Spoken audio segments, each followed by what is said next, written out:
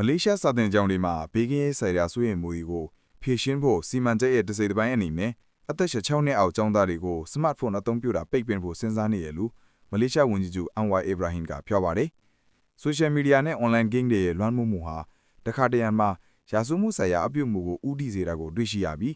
ဒါကြောင့်အသက်16နှစ်နဲ့အောက်ကျောင်းသားတွေအတွက်စမတ်ဖုန်းအသုံးပြုမှုကိုတားမြစ်ဖို့စဉ်းစားနေတာလို့ဝန်ကြီးချုပ်ကဆိုပါတယ်။ဒီကိစ္စကိုကြဲကြဲပြန့်ပြန့်တားမြစ်တာလားဒါမှမဟုတ်ကျောင်းတွေမှာတားမြစ်တာမျိုးလားဆိုတာကိုရှင်းလင်းစွာမသိရသေးပါဘူး။မလေးရှားနိုင်ငံရှိကျောင်းတွေမှာရာဇဝမှုတွေဆက်တိုက်ဆိုလို့ဖြစ်ပွားမင်းအောင်ဝန်ကြီးချုပ်ကအခုလိုပြောလာတာပါ။အော်တိုဘာလ14ရက်နေ့ကပီတာလင်ဂျီယာရှိကျောင်းတစ်ကျောင်းမှာအသက်16နှစ်အရွယ်မိန်းကလေးတစ်ယောက်ကိုကျောင်းတွေဘက်တစ်ယောက်ကဓာတ်နဲ့ထိုးသတ်မှုဖြစ်ပွားခဲ့ပါတယ်။မလေးရှားအစိုးရအဖွဲ့အဆိုပြုတဲ့အခြားအစီအမံတွေမှာတော့ကျောင်းတွေမှာဘေးကလေးစောင့်ကြည့်မှုတိုးမြင့်ခြင်းကိုချင်းတမန်နဲ့ချင်းဝတ်တန်ဖိုးတွေမြင့်တင်ဖို့အတွက်ပညာရေးဆိုင်ရာမြင့်တင်ခြင်းတို့လည်းပါဝင်ပါတယ်။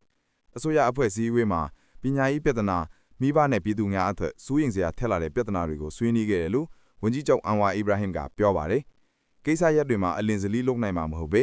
အကောင့်တွေဖော်ရမယ့်အဆင့်တွေရှိတယ်လို့လည်းဆိုပါတယ်။အဆိုပြုထားတဲ့စမတ်ဖုန်းပိတ်ပင်မှုအပါအဝင်အခြားဆောင်ရွက်မှုတွေကိုရဲတပ်ဖွဲ့နဲ့ပြည်ထရေးဝန်ကြီးဌာနရဲ့အနီးကပ်ဆောင်ကြည့်မှုနဲ့စာတင်ကျောင်းတွေမှာဘေးကင်းရေးဦးစားပေးလှုပ်ဆောင်သွားမယ်လို့အန်ဝါအီဘရာဟင်ကပြောကြားခဲ့ပါတယ်။